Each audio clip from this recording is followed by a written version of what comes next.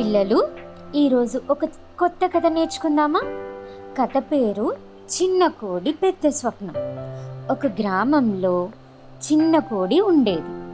ఆ కోడి పేరు చిన్ను.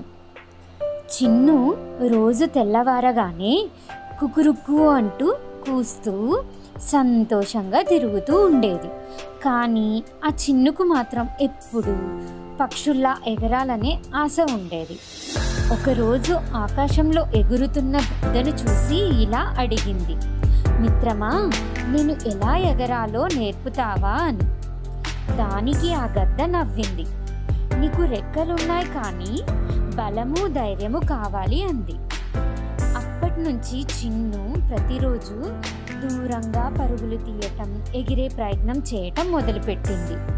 ఇలా కొన్ని రోజులు గడిచాయి. చిన్ను ఓ కొండ మీదకు చేరింది. అక్కడి నుంచి ఓ చిన్న ఎగురులా ఎగిరింది. కొద్దిగా గాలిలో తేలింది. అది చిన్న ప్రయాణమే, అయినా చిన్నుకు అది పెద్ద గెలుపు. ఈ కథలో నీతి ఏంటంటే పిల్లలు, చిన్న పెద్ద ఎవరైనా ధైర్యంగా ప్రయత్నిస్తే మన స్వప్నాలు నిజమవుతాయి అని.